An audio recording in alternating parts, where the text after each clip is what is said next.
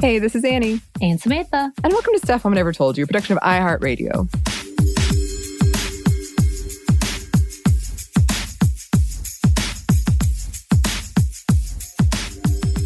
So I feel like I have asked you this before. And if so, you'll have to forgive me, listeners, and Samantha. But what are your thoughts on immortality? I don't think you've asked me this before because that is a very broad and general question. Who knows? We've had a lot of conversations. Yes, we have. Off and on mic. Mm-hmm. When it comes to immortality, I have no thoughts other than it's not real, so why are we talking about it? My own sad... How dare you?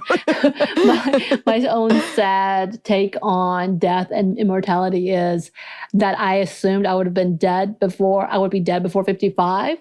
And I think it's just because of all the things that I've gone through as a kid that it didn't make sense, but I would extend past a certain time. I do have a small fear of growing old. Actually, I have a lot of fears in growing older. And as my body feels like it's slowly giving out, it's getting worse, those little fears, and trying to figure out what to do just because I don't want to go to revert back to being dependent on someone. And then, of course, you and I talked about the fact that if we don't have children, who's going to look after us? Who's going to care for us? And what's going to happen if we can't care for ourselves? So those are my thoughts on life and death and immortality. I don't want to live forever because that sounds miserable, especially with some of the things that have happened. Being a depressive makes me sad to think that I would have to be depressed for the rest of my life, seeing some of the bad things that have happened. I am a pessimist, so it doesn't help. True. Yeah, I mean, it's interesting because I've always felt that way too, of immortality doesn't appeal to me unless people around me that I cared about were. And also that I was in good mental and physical condition. Even then, it just sounds like eventually you'd get pretty bored, but I don't know. I mean, I was telling you the other day, it's like this Star Wars is going to be coming out when I die. They'll never stop. That's true. That is a fear for you. Also, as of late, the more we talk about the apocalypse and thinking it might happen sooner than later. Oh, Lord, I don't know if I want to be alive through that. That's, yeah. Now we're starting out really grim with this one. Yeah. Sure are. Sure are. We're certainly not the only people who have been talking about this and thinking about this. And as our technology shifts, because this has been a part of our cultural narrative forever. When we talk about any type of creature like vampires, and that's always one of the reasons I love What We Do in the Shadows is you get to see how wonky they are and out of touch they are with their immortality. But as technology has advanced, people are legitimately talking about ways to slow down or stop aging and or achieve immortality. And I know Jeff Bezos was just in the news for investing in something looking into this. And there's been a lot of movies about it for sure. And for anybody who's already preemptively angry of the language I used around that about stopping aging, we'll get to that. We'll get to that in a second. But as we are moving into, you listeners know, we love some Halloween. We love the season of fall and scary movies and spooky things. And as we're moving into that, this is sort of a lower key tie-in because it's just this concept we've been talking about for a couple of months now about dying to be young and our cultural just real fascination and occupation with being young and where did that come from and some of the extremes that it has gone to. So to start out with, we're going to be talking about media because as we've talked about before, in our popular media and movies and TV, as a woman, it's a joke. It's a running joke that you're dead after 30. That's your career is over. And the average age of a Hollywood star who's female is 34, whereas for a man, it is 46. So you can already see that's 10-year gap. It's a vast difference. Yes. Yes, absolutely. Oh, yeah. So, as in fact, an IMDb study reported on by Washington Post found that among 20-year-old actors, women get 80% of the leading roles. By age 30, women only get 40% of the leading roles. And past age 40, men claim 80% of the leading roles, while women only get 20%. And half of all these roles for women go to those 33 and younger. And men overall just have way more roles available to them. And we've seen that constantly. Yeah. I think I've told this story before, but I remember so clearly watching, I think I was too young to be watching it, but I was watching Entrapment. And I turned to my friend and I was like, why does she want to be with Sean Connery? It's like way older. Legitimate question. But that being said, I know that people can have age gaps in relationships and it'd be great. But as a child, it just did not. I was like, I don't understand this. And I think what we're talking about here is not just that fact, but that it is more acceptable to see very young women with older men. And people are like, cool. This, absolutely normal. To the point that it reflects real life, Leonardo DiCaprio. And everybody kind of just accepts it. Yeah, there's a factor of like, what? After a while? Yeah. But in actuality, it's like, yeah, okay. Obviously, this one is more acceptable than a woman doing that. Right. Because she is. Right. And we've talked about that a lot before, about that double standard of, for men, it's seen as like, oh, props to you. You've got a young lady interested in you, a young lady. Whereas for women, it's like she's preying upon this young man and it must be for nefarious reasons. Right. Yeah. Those are generalizations and stereotypes, but it's definitely more acceptable for an older man to be with a younger woman than vice versa. And so this whole, like, all these ideas around women and age in Hollywood has been a topic of conversation, especially among female celebrities who have spoken out about this. Maggie Smith, Charlize Theron, Sarah Jessica Parker, Helen Mirren, Meryl Streep, Cate Blanchett, so many mostly white women in this context. But a lot of it is happening like now, within recent years. It's pretty new in terms of how many women have spoken up about it. And I did want to give some brief examples that were just top of mind for me, because this is an idea that we see so often. And one is from Black Swan, which I watched recently, where Winona Ryder is this ballet dancer who's been head of the ballet. She's made a lot of money for this troupe, this huge New York troupe. But then all the other ballet dancers are kind of talking about her behind her back and saying oh, she's dead. She's a dancing corpse. She's so old. And then Winona Ryder's character obviously being upset about this and furious that she's given so much of herself to this company. And then they just kind of unceremoniously throw her away when she gets older and replace her with Natalie Portman. And even in terms of the romance kind of dynamic between the male leader of the ballet troupe and Winona Ryder and then Natalie Portman, that always stuck with me. And Natalie Portman's character has that scene where she's like, oh, poor Beth. Obviously feeling sympathy and seeing that happen with her mom when she got pregnant and feeling like one day I will be thrown away too. But that just always stuck with me because it's like I said, it is a running joke. We all know this joke and this idea. And there are certain aspects that I get, it's weird because I understand that, younger people in general can do more athletic things. I don't know. But still, that's really terrible to just be like, well, you're done and you'll never work again. So another example, I've never actually seen Black Swan. I need to go back to it. But another example would be, of course, one of our episodes, First Wives Club. I mean, that is the ultimate story of being replaced by younger women, as each one of the characters show, whether it's Sarah Jessica Parker's character, who is in competition with Bette Midler, or even the therapist with Diane Keaton's character, who gets ran over. And then you've got the Goldie Hawn character, which she's replaced by the 16-year-old actress. Because I think she's in her 30s. Yeah. In this I'm pretty sure she comments directly on what we're talking about. Right. And talking about being replaced, and to the point that she plays the hag mother who dies, essentially, in an upcoming movie, and her thinking she's coming in for the younger character and being like, whoops, just kidding. And so she retires out of film to go onto Broadway because it's more acceptable for mature women to be a part of, essentially. Yeah, there are so many things in that storyline on it all together, just talking about how women are set to pasture at a certain age as if they are no longer of any purpose. And we think about that with like menopause, again, like whether or not we're able to breed, essentially, to put it very bluntly, and or what our value is. And when it comes to Hollywood, I'm sure, and we have seen it being even harsher narratives, but, you know, in everyday life, people talk about that too, whether it's the cliche of being left for a younger woman and or having to compete with younger women for career or any of those statuses. You know, it's interesting to see, but this movie was definitely one of those like, hey, in your face, this is what's happening. Right. Why? Commentary. Right. Yeah. And we're gonna break down some of that a bit more later about kind of this pressure to be invisible as you get older as a woman.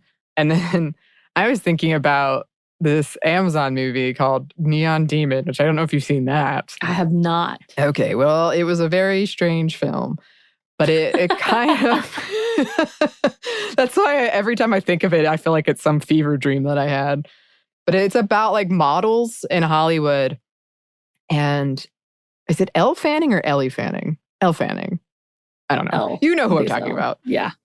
She comes into as a young model into this world, and there's a lot of, this movie is very up and down and bumpy, but there was interesting commentary on like the power of beauty and youth for women.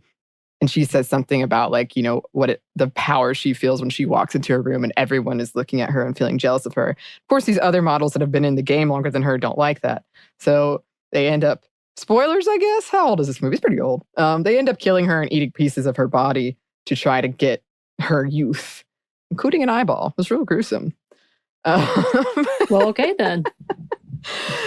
But yeah, that was just, I did not expect that turn for one. But it was another kind of example of this pressure to feel young and kind of that diminishing value of like they were willing to murder this person to feel like they were young and had in their minds more power. And then on top of that, songs. We've been singing these songs. And I will say, so for the first song you picked out, because as you and I were talking about this episode, I told you in my head I can't stop singing Forever Young. Yes. But also that makes me go back to a 30 Rock episode in which Jenna she has that same incidence of going to a show thinking she's about to be cast as a teenager, when in actuality she's cast as the dying mother once again. And she actually says in the line, I have to die now, I'm 36. Like that's she's essentially saying that, but because she's so in such shock and so sad about it that she's taping up her face, singing Forever Young in front of the mirror, trying to make herself look younger because she was in that crisis. But that is where both of those things come into mind. Yes, Forever Young has been stuck in my head too. Which, you know, I always thought of that as being like in your heart, Forever Young. But what do I know? And then for me, Are You Old Enough? Which is a very creepy song, which is about this guy basically saying like, are you old enough to have sex with? Right. But that was recently featured in Wellington Paranormal, and it has been stuck in my head. But there's so many songs about that. And we're going to also, yes. And kind of like, a lot of times it is dudes like trying to get young girls. And there are plenty of songs about, you know, that romanticize youth. And we're going to look into that as well. But yeah, it's very present in a lot of our media. I was also thinking about books like The Portrait of Dorian Gray, which isn't women, but kind of again shows this like real historical preoccupation we've had with youth. Or the old hag feeding on the young maiden trope, which is in Snow White and pretty much every fairy tale that features an older woman and a younger woman. Yeah. Trying to take that youth. Yes, which is another way women have been pitted against each other in our media.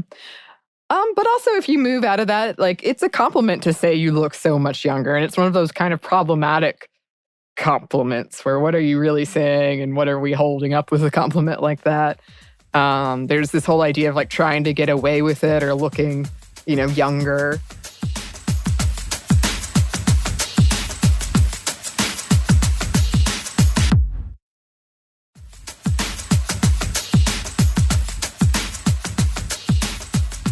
And I was thinking about this too in terms of, I haven't been shopping in a mall in a very long time, but I mean, certainly within the past couple of years, I still go to the junior section, and it's because I feel like the clothes there are cuter. And if you go into like the women's section, it's all like business clothes. Right. And I'm not going to lie. I've now jumped away from the juniors' clothing because their size no longer makes sense to me. Oh, that is true. So I'm like, I'm going to go over here. I think that's why I stay away from things like the mall, where you have departments who are very like ageist in that they separate it like that. Yeah. You have places like Target where they do have the junior section. I've seen it.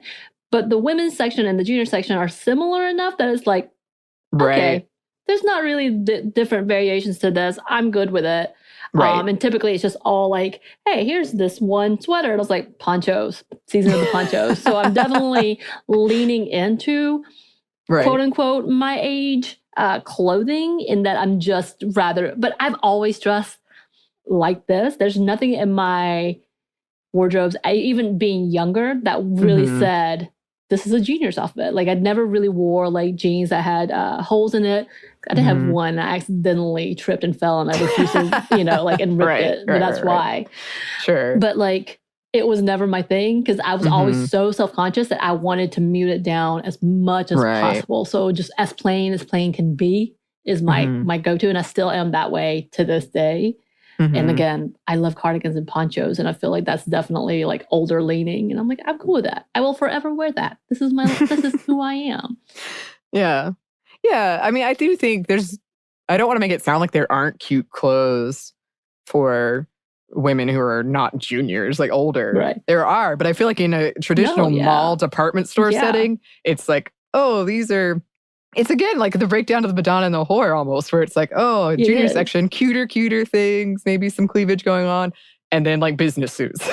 Like, or when you have the dresses that has no body shape and it's somehow doubled up to something else, and you're like, what is this?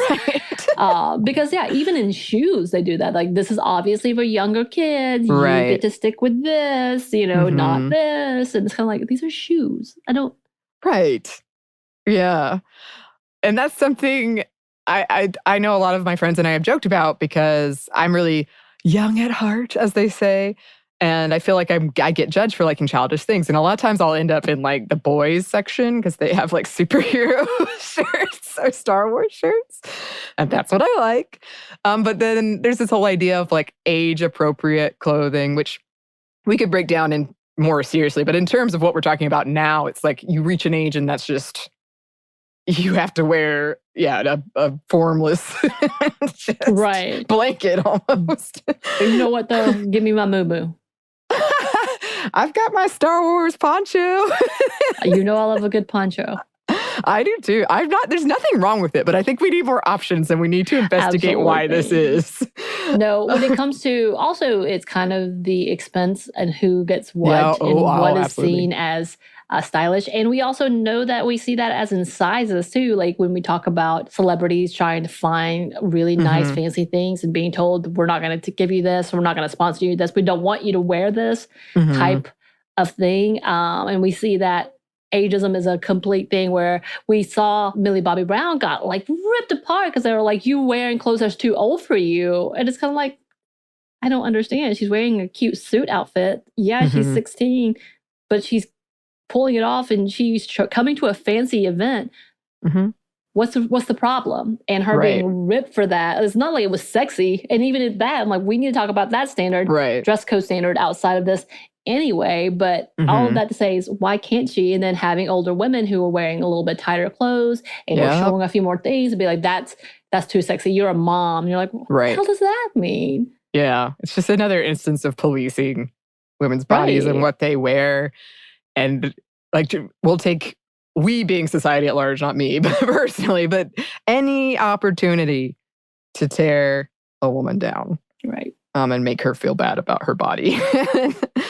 But yeah, like going back to the, that whole quote of like looking good for your age, which is, I think, also problematic in terms of behind your back, they might be saying she's too old for that or whatever. Never ask a woman her age, which really implies that it's shameful and embarrassing to get older. And then, I was just kind of, as you were talking, I was kind of thinking about how clothing cycles. So like what people might have been wearing in the 80s is now popular 90s among younger people. And so it's kind of like silly that we'll police people for this. But when the cycle comes back, now it's cool when young people are into it. Right. I really wish I'd kept some of my clothes because I'm like, I had that outfit. Like I picked out specific things. Like, I wore that in junior high school, in middle school. Yes. Cool. Yeah. And I think one of the big things too, as you're talking about, being complimented, I tell my age. Obviously, I'm very straightforward. Everyone knows my age. I'm turning 41 soon. And it's kind of like, oh God, I'm turning 41. 40 is a huge number.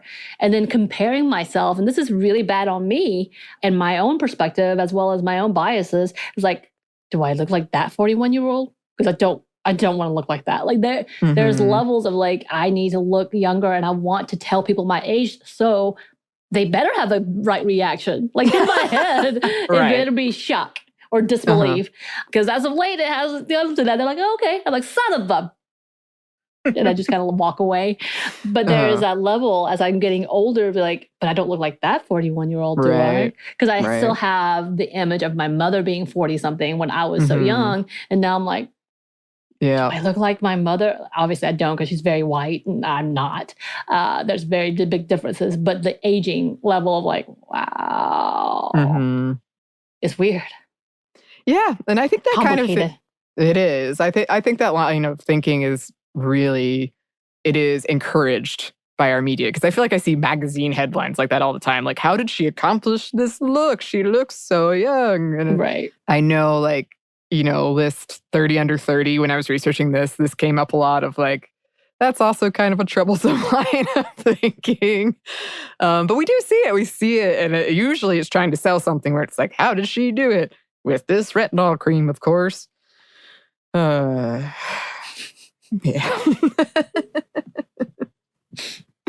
Yes. It's a whole thing. And going back to, it is a whole conversation about how we look at youth and how we treasure that and long for it sometimes. I wish there's a part of me where I'm like, man, I do wish that I was able to enjoy my youth in that I have so much more confidence now than I did, of course, 10, 15, even 5 years ago. Honestly, not really. Like 10, 15 years ago. And really wishing that I could have gone back to be like, hey, it's okay. Enjoy being you instead of constantly being so self-conscious that you feel awkward in any situation. And that's not a way to enjoy life.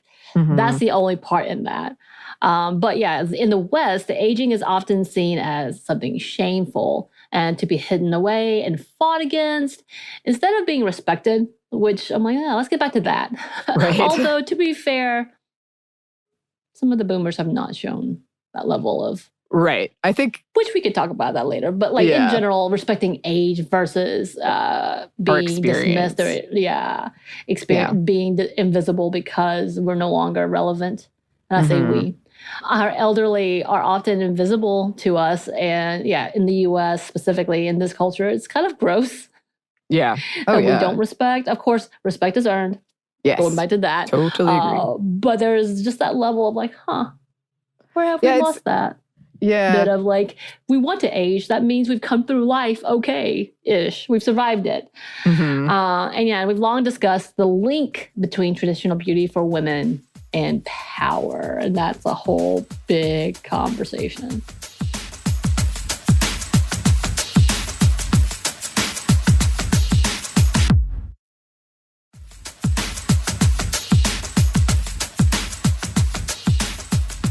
Looking young, especially when it comes to women, is a big business. So many products promising to do away with any signs of age. You can get rid of your wrinkles, erase gray hairs, get thinner and look younger, get dimples. That will make you look young too. Like almost everything when we did our episode of Ridiculous History where we were talking about beauty trends, kind of ridiculous beauty trends or dangerous beauty trends of history, almost all of them were about looking younger. Right. Oh, yeah, absolutely. Or looking whiter, both of those things. Yes. And some numbers for you, because you know we love some numbers up in here.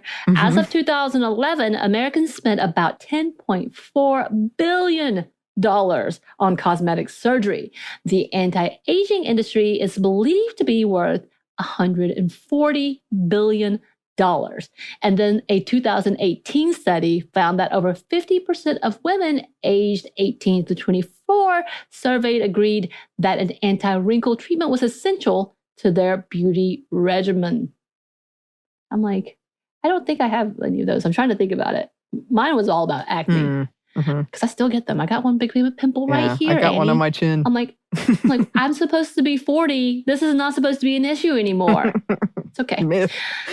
And this was up from 20% who said the same thing in 2012. And searches for retinol, a believed anti-aging ingredient, doubled in 2020. Not gonna lie, kind of used that for my under eyes because I was like, whoa, I look tired.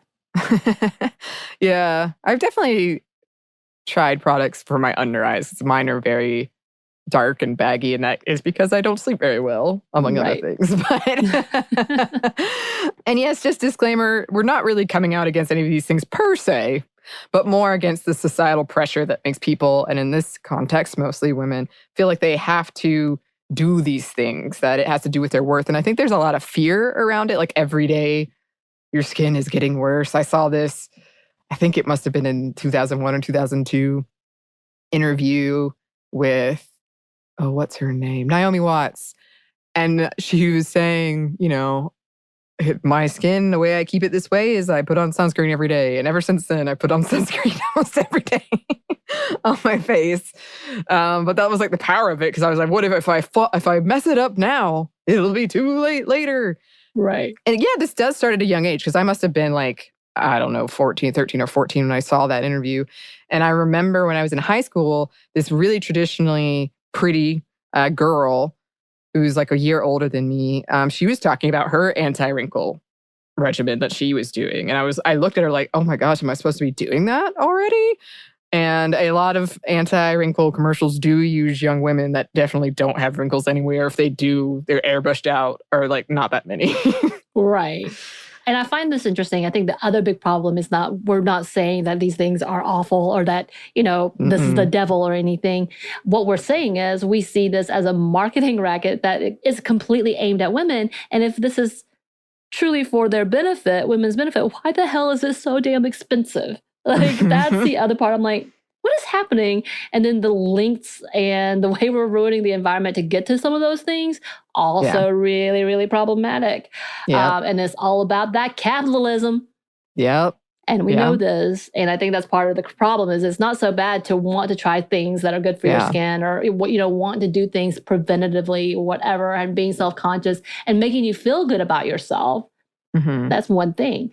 But doing it at what cost is the conversation, as well as who is benefiting it and why aren't we looking closer at that.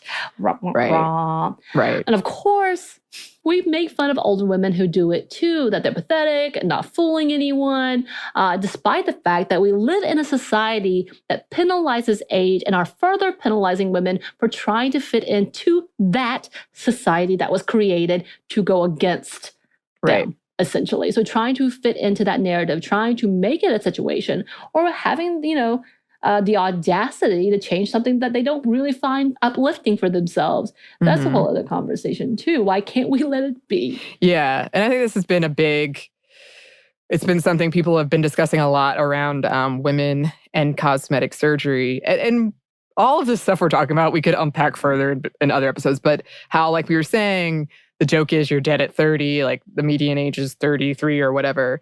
And then yet we make fun of actresses who get cosmetic surgery to look younger when that's their career and their job. And that is a problem. It's a problem that that's true.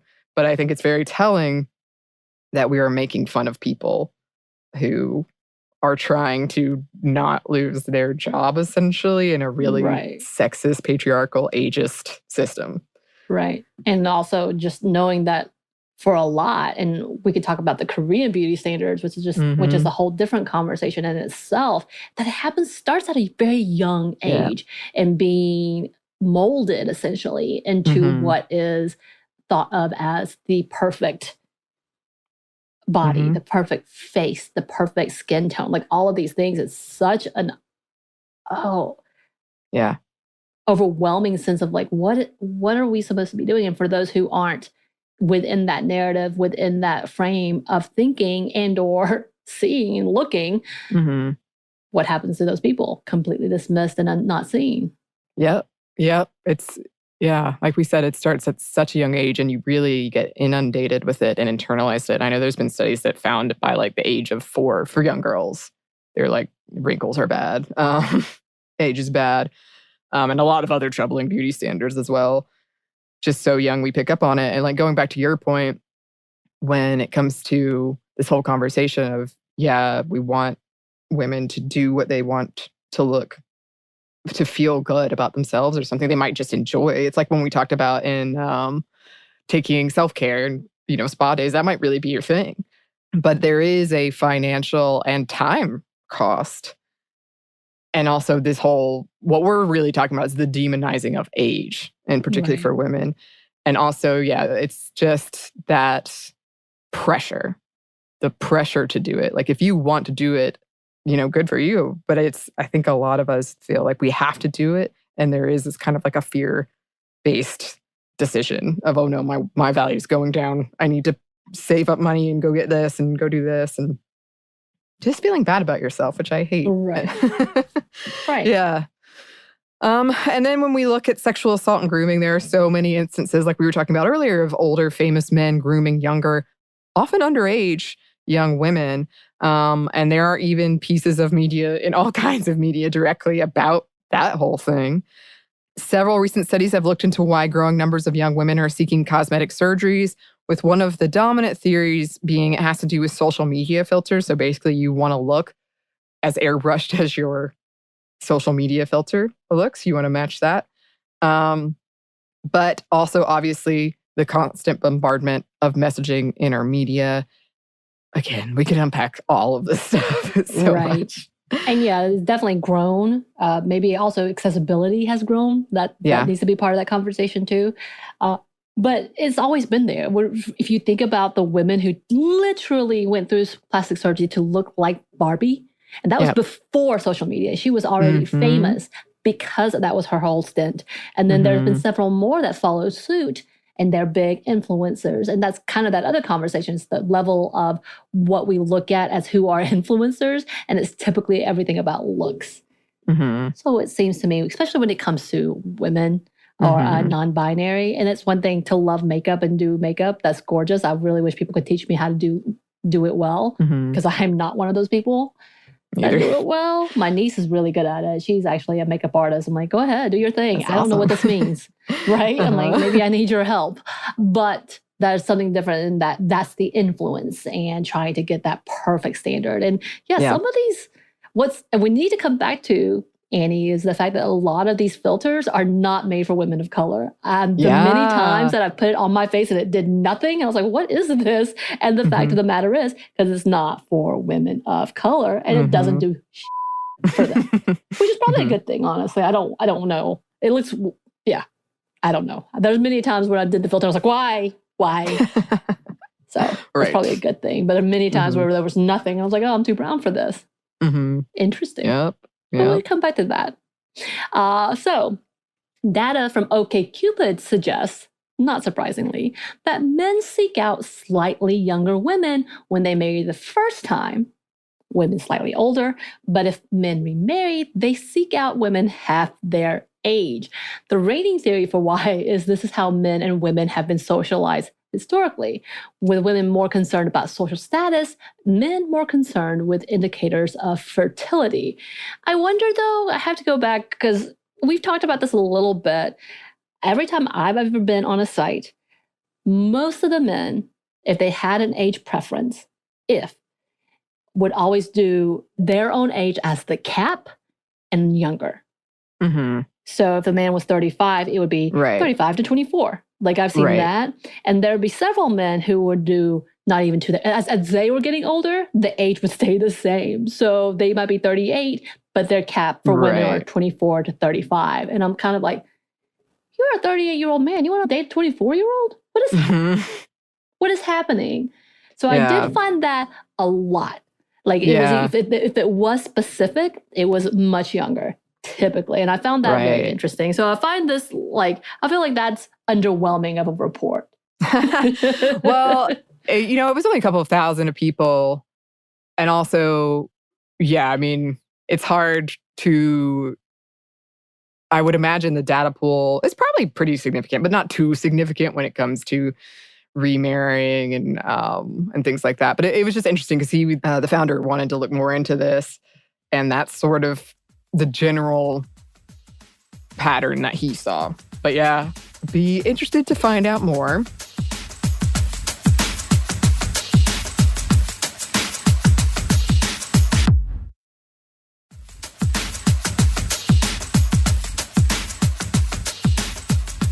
In 2019, the U.S. Food and Drug Administration had to release a statement advising against older people injecting themselves with the plasma of younger people, the so-called vampire treatment. Soon after the FDA's statement, California startup Ambrosia Health began offering 1 liter of, quote, youth blood for $8,000 and 2 liters for $12,000. And several companies have popped up around blood and youth and this idea of like, it's not always framed as it will make you younger, but it's supposed to like revitalize your body inside. And yeah, we talked about the vampire facial as well. Right. Couldn't that just be, I feel like if you got like just blood, that's going to start a lot of flowing in your system. And typically not necessarily because you're healthier, but because of like the flow, the blood flow, which we know does have a little to do with like whether or not you are pale, all of that. Mm-hmm. I feel like that whole narrative is misleading. But Annie, do you want to go in? We'll buy two for one, 2 for the cheaper price. Oh no, there's some weird like blood bond will form between us. No, look at 2 bags. It's cheaper to get 2. Obviously, look at it. There we go.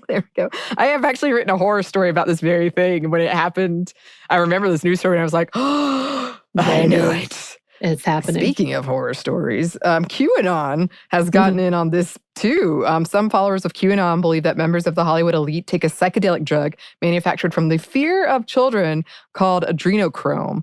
And they also think that Monsters, Inc., the Pixar film, is essentially a Freudian slip, that's what like kind of happens. And Hollywood accidentally told on themselves.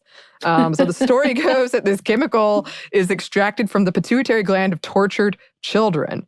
From what I can tell, the actual adrenochrome is fairly easily obtained chemical. I don't know that it's like legal, but it's not too hard to get. Not that it's like, it doesn't matter. They're not going to listen to me, but obviously. Well, I know they went as far as to saying that, yeah, pedophiles that eat children, and that had something to do with that as well, like keeping youth as well, because it's a satanic ritual. Right. Oh. Yep. Oh, QAnon. You are something else. Anyway, so there has been some pushback against these narratives recently. In 2017, Helen Mirren appeared on the cover of Allure magazine, where she was called the hero we need. And when it comes to ending the anti-aging industry, that same article got a lot of flack for its promise to use different terms of things like anti-aging, anti-wrinkle, drawing criticism that it was just repackaging the same stereotypes.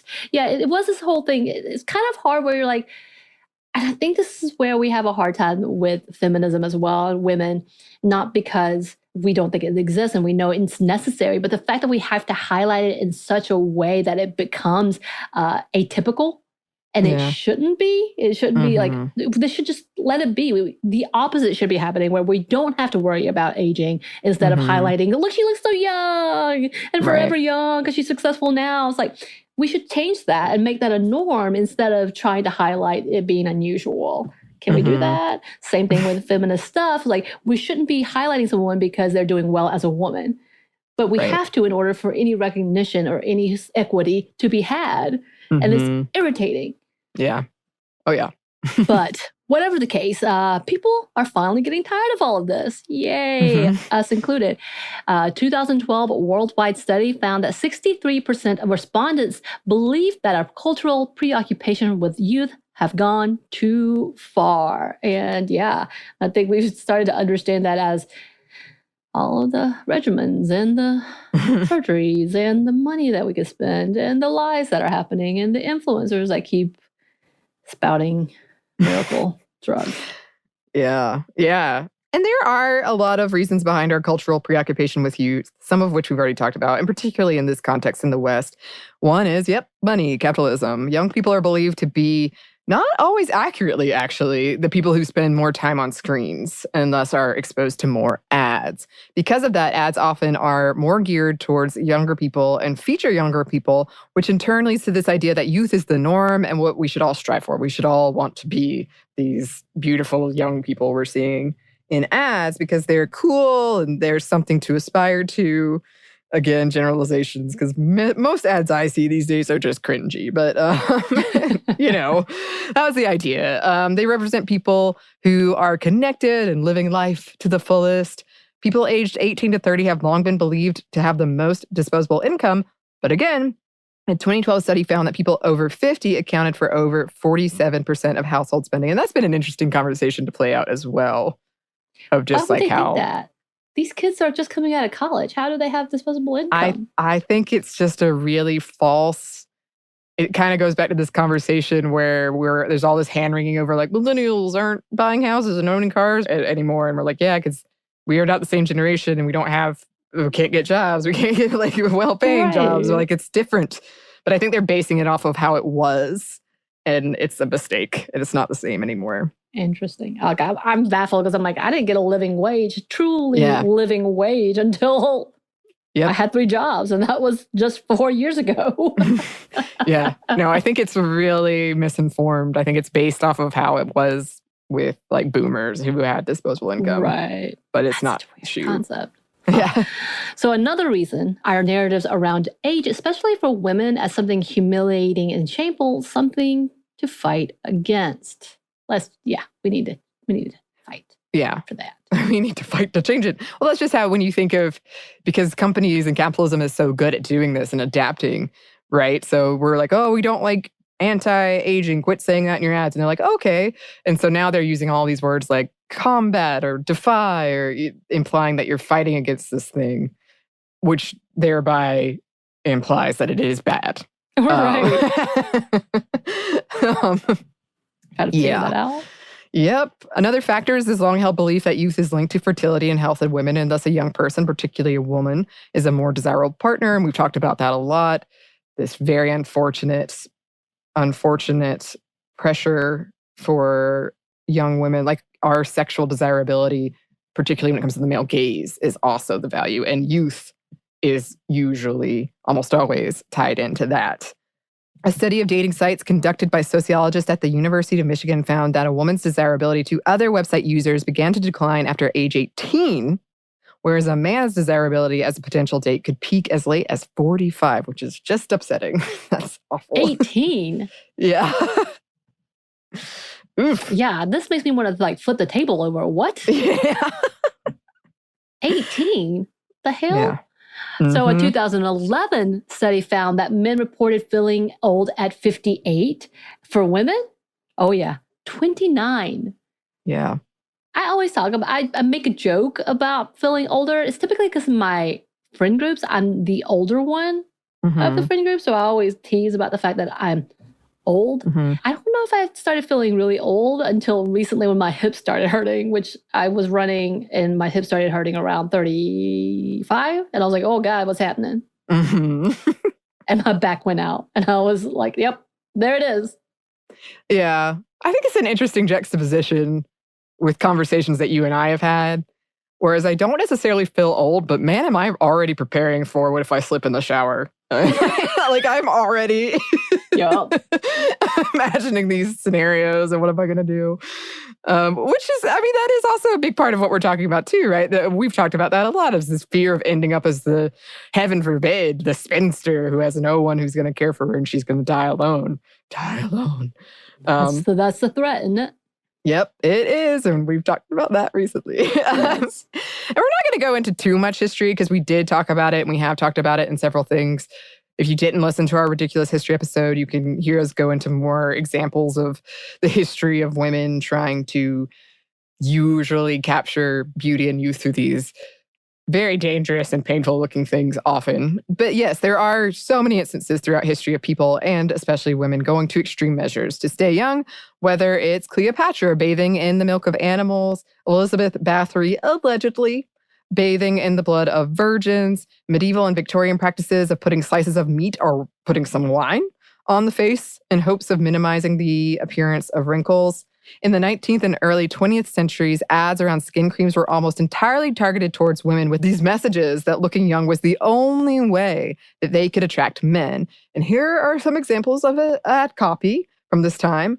One claiming that, quote, middle-aged skin, which could set in as young as 22, meant that women had, quote, empty date books or a wife who, quote, loses love. There was an ad that featured a beleaguered Cupid crying, I give up. A 1926 ad read, poor Lois, see how old she's growing. Or this ad that asked, is it the greatest crisis of a woman's emotional life? The sudden, merciless message from a mirror's crystal depths, you are fading just a bit. Jeez. That feels like a threat. How dare you? Yes. Don't threaten me. And this is also like, I mean, no surprise, but depending on the life you've had and career options you've had and environment you grew up in, your skin might just get a little rougher around the edges. You might not have access, genetics. Like there's all kinds of things not necessarily in your control or at all in your control. And this is just terrible. Again, I feel that's a threat. Yeah. So ads these days have shifted gears to sound, yes, more modern, moving from shaming language to traditionally empowering language like defy or combat, as you had just said. And then there's also the health-based jargon for youth like vitality, radiance, or that glow, which I was told recently that I was glowing. I was like, yeah, I'm just really oily. Thanks for asking. Thanks for asking. And there's a lot of emphasis on natural and the scientific sounding terms, which if you haven't noticed, we don't have many of those ads that we voice because Annie's like, hell nah, and I definitely agree. Mm-hmm. And in 2007, Dove even debuted a pro-age line because we're pro-age. In 2018, Neutrogena ran an ad featuring Kerry Washington, Nicole Kidman, and Jennifer Garner, women all over 40, with the tagline, we're not anti-aging, we're anti-wrinkles. Yeah. I feel like that's the same thing, isn't it? Well, that's kind of this whole thing we've been talking about is these companies are so good at this. They're repackaging the same thing with different language, but it's still the same thing. With celebrity level of examples, rather. Mm-hmm. Occasionally, these companies get fined for making unsubstantiated claims like boosting genes. If you'll notice, the language in these the ad copy is usually quite vague. And I only did a pre-cursory search on this, but I'm fairly certain none of this has been proven to work. All it does, like a lot of times they'll say, might minimize the appearance of wrinkles or something like that. But yeah, you might want to keep an eye out for that. We've also got things like, yes, the vampire facial leeches and placenta treatments that celebrities are singing the praises of. Like some of this sounds when I was reading it, I was like, surely this is the 1600s or something. Nope, it is modern day. So this has just been a through line through our history. And also, like, it is fascinating kind of what's been happening with some of these women celebrities who have been releasing like that non-edited picture, which is also, we've talked about that in a past episode, but it was a couple years ago, so we might want to revisit it. That can be problematic as well. It's tricky. But it's interesting. Lots of stuff happening here. Well, all of this rebranding around anti-age was mostly due to the fact that anti-aging was already on the way out. From 2010 to 2015, profits in that sector fell from $2.2 billion to $1.9 billion. So yeah, I do hope it decreases. I really do. Yeah. I mean, again, if it's something that makes you feel good and you like it, like I have plenty of skin products that just make my skin feel nice. Right. And I love a good just washing of the face, to be honest. Right. It's surprising how nice that can feel. But yeah, this like language and rhetoric around demonizing aging and women, especially who are aging, and any signs of it, that's not healthy. And that we need to change that. We need to work to change that. Right. And anything that's too gimmicky and over the top versus things that, yeah, again, make you feel good about yourself. That's great. If that's something that you enjoy and feel good, then wonderful.